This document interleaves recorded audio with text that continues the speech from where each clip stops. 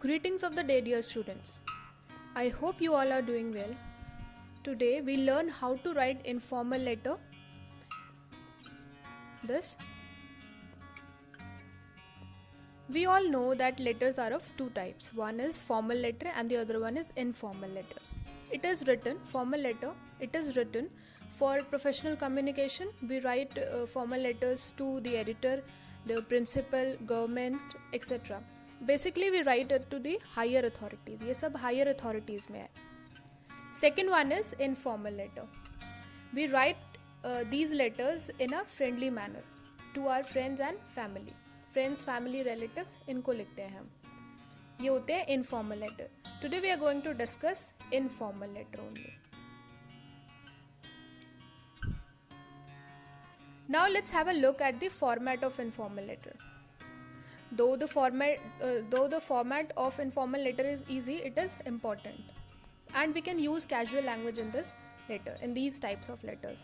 Format is, first we have to write the sender's address. Sender कौन है यहाँ पर? हम है sender. हम यहाँ पर send करेंगे जो भी letter होगा, इसलिए यहाँ पर हमारा address आएगा, right? This we are going to here leave one line, then date. अब याद रखना बच्चे, date कभी भी इस format में नहीं लिखनी. 21/4/2020 इसमें नहीं लिखनी, हमें हमेशा डेट को ऐसे लिखना है. इंग्लिश में अगर आप कोई डेट प्रॉपरली कंप्लीट लिखते हो तो उसमें जो मंथ होता है वो पूरा लिखते हैं, राइट? उसके बाद leave one line and then salutation. Salutation में आप वो लिखोगे, for example dear friend, dear mom, dear father, या फिर अपने किसी फ्रेंड का नाम. यहाँ पर आप फ्रेंड का नाम भी लिख सकते हो, okay? Then in letters we usually write 3 paragraphs. 3 से ज़्यादा हो सकते हैं, 3 से कम नहीं होने चाहिए. 3 paragraphs हम लिखते हैं.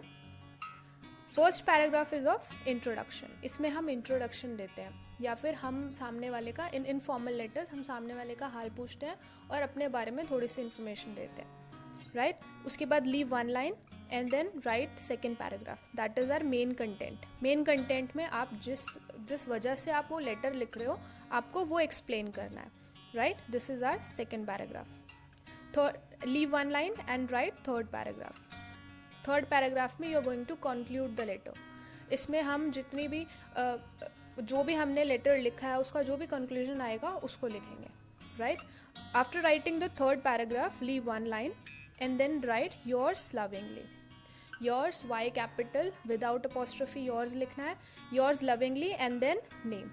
Name, whatever the name is given. If the name is not given, you can write your name. Board में ऐसा होता है कि आपको अपना नाम नहीं लिखना होता, बट अभी आप अपना नेम लिख सकते हो, right? Let's have a look at the sample letter to have a better understanding of how to write an informal letter. The question is, you are Prashant or Pallavi of 88D, Mayur Vihar, New Delhi. You have recently learned that your cousin has been regularly missing school.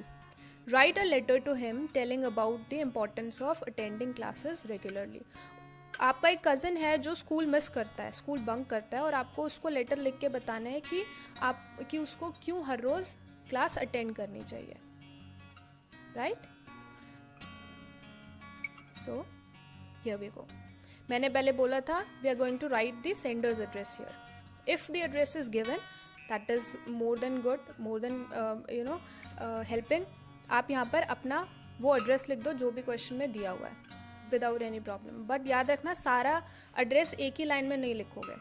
Comma से जो अलग किए होंगे question में, जैसे कि यहाँ पर मैं दिखाती हूँ आपको, यहाँ पर कॉमा करके अलग किए हुए 3 कॉमा लगे, तो आप इस तरह से अलग कर लेना और लाइन वाइज लिख देना.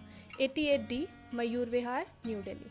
लीव वन लाइन, मैंने यहाँ पे लाइन छोड़ी है, leave one line, then date 21st April 2020. Again leave one line and then dear Sarthak. मैंने अज्यूम कर लिया नेम क्योंकि यहाँ पर नेम नहीं दिया हुआ.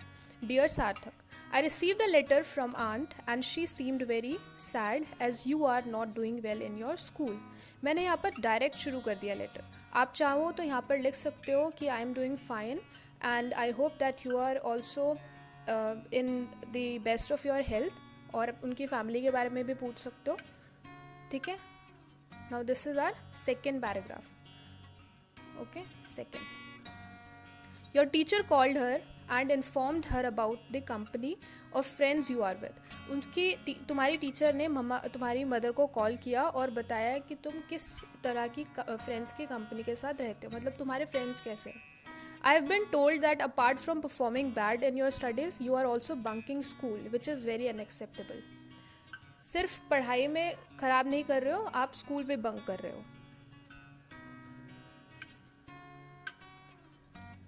I've always known you to be a sincere and hardworking student. मैं हमेशा से तुम्हें एक sincere और hardworking student की तरह ही जानता हूँ या जानती हूँ.